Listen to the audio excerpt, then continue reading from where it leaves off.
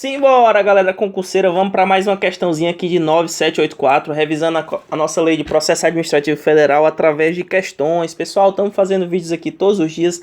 Já se inscreve no canal, a sua inscrição ajuda bastante aqui a gente. Manda para os amigos aí, espalha a palavra do canal e vamos para a questão. O processo administrativo disciplinar incide, regido pela Lei 9784, no âmbito da administração federal direta e indireta. Considerando essa base normativa, considere a hipótese abaixo. Pessoal, essa questão traz aí um caso concreto e ele gerou bastante discussão aí entre os concurseiros, porque ele traz uma aplicação da lei que é um pouco dúbia e o caso é bastante curioso, né? Vamos ver aqui e analisar de forma jurídica aqui com base na nossa lei o que seria esse caso aqui, como seria o desfecho dele, beleza? Vamos lá.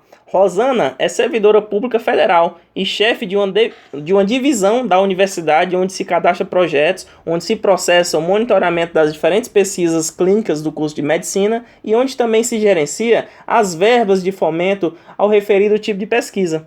Usando do acesso e poder conferidos pelo cargo, Rosana cadastra e insere dados fictícios, visando obter para si a verba que seria destinada às pesquisas reais, e o faz por 8 meses consecutivos, vindo a ser descoberta como autora dos fatos mediante auditoria interna nos sistemas de informação da universidade. Parando aqui e recapitulando, Rosana é servidora federal e se envolveu aí numa prática ilícita, né, dentro da instituição e está sendo investigada. Por ocasião da nomeação da comissão processante, Ricardo, servidor federal lotado em outra divisão na mesma universidade, mantém com Rosana um relacionamento amoroso extraconjugal e por isso sigiloso. Ele é nomeado para compor a comissão processante. Pessoal, lá no nosso PAD, na 8.112, a gente vai ver a figura da comissão de processo administrativo, né?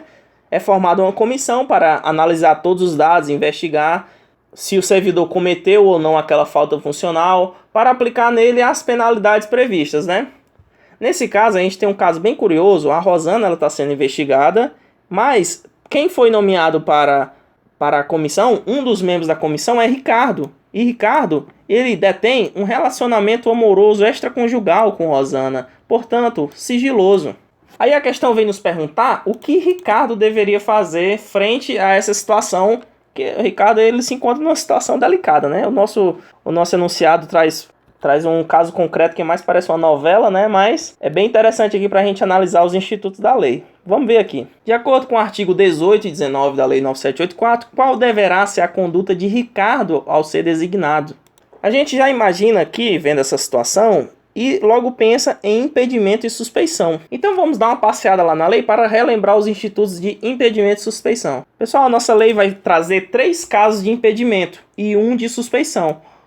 Ela vai falar sobre impedimento em 3 casos: interesse, seja direto ou indireto; participação como perito, testemunha ou representante; e também litígio. A pessoa está litigando judicial ou administrativamente. Ora, Ricardo, em relação a Rosana, não se apresenta de nenhuma forma em nenhuma dessas circunstâncias, né? Concorda comigo que ele está muito mais para a suspeição, uma vez que suspeição é quem tem amizade íntima ou inimizade notória? Tá certo que ele tem um romance, entre aspas, né?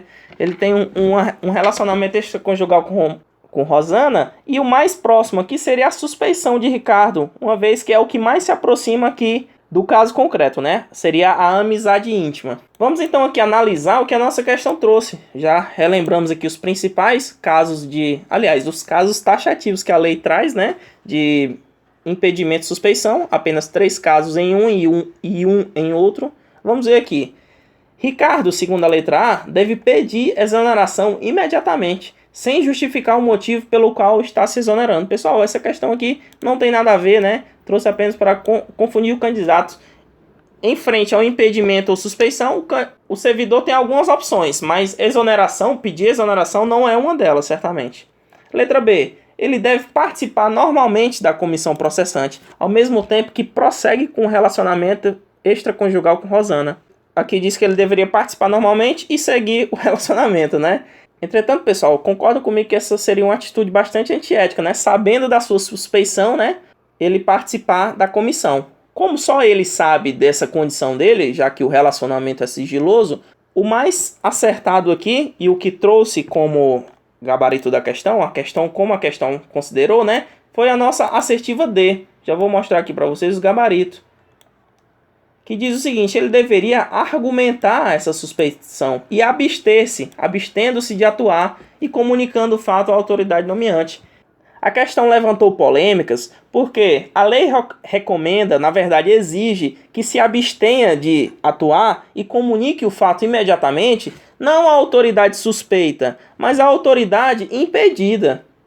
Entretanto, como vimos, Ricardo não se encaixa em nenhuma das hipóteses de impedimento. Logo, o que se aplica para ele realmente seria a suspeição. Analisando as outras assertivas, a gente vai ver que a letra C vai falar para ele participar normalmente da comissão, dar uma pausa ou encerrar o relacionamento e informar o fato à autoridade nomeante. Também não é o gabarito, porque pelo mesmo motivo, que ele não poderia participar nessa comissão, né, por motivo de estar suspeito. E a letra E também é uma questão nada a ver. Pedir licença sem vencimento, também como a exoneração, são hipóteses aqui só para confundir o candidato, já que frente a uma hipótese de impedimento e suspeição, como eu disse, não há o que se falar em exoneração ou licença, segundo a nossa lei, né? O gabarito foi D, pessoal, mas olha aqui, outro ponto levantado pelo pessoal nos recursos foi que a lei no CAPT trouxe aqui artigo 18 e 19. E esses artigos, vamos ver aqui, eles se referem. Olha o artigo aqui, ó, 18, ele se refere a impedimento. E o 19 também se refere a impedimento. Onde se fala sobre suspeição é no artigo 20. O artigo 19, como eu disse, é o que fala sobre o que o servidor impedido deve fazer. Ele deve comunicar e ele deve abster-se de atuar. Já se o servidor for suspeito, essa suspeição pode ser arguida.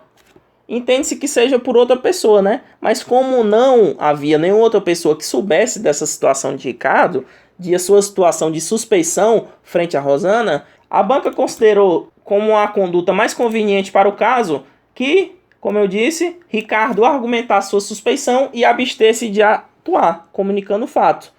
Pessoal, essa questão gerou bastante comentários aí, o pessoal está debatendo ela é do ano de 2019, do começo do ano, caiu aqui no concurso do IF Pará, prova aí de administrador, certamente é uma questão complicada, mas que nos faz revisar aqui, trouxe ela aqui para a gente abrir os horizontes aqui e relembrar esses institutos, né, e debater. Se você tem alguma opinião aí, comente aí no campo de comentários sobre o que você acha desse caso, né? Um caso bem curioso, uma questão interessante aí. Faz nos lembrar dos casos lá de impedimento e suspeição. E com certeza ela dá margem para diversas interpretações, né? Uma vez que eu acho que uma lei sempre vai deixar a margem para diversas interpretações. Por isso que a gente tem a figura dos juízes no nosso país, né? Porque se a lei fosse suficientemente clara, a gente não precisaria de um cara julgando e aplicando ela no caso concreto, né? Então somente a leitura da lei seria suficiente para julgar um caso. Mas traga a questão aí para a gente abrir para discussão. Posso ter falado alguma coisa errada em um momento ou outro aí. Me corrijam se tiver feito. E comentem aí, discutam aí. Vamos discutir nos comentários o que essa questão aqui traria pra gente, como seria ela como seria a análise dela segundo a nossa lei 9784, beleza?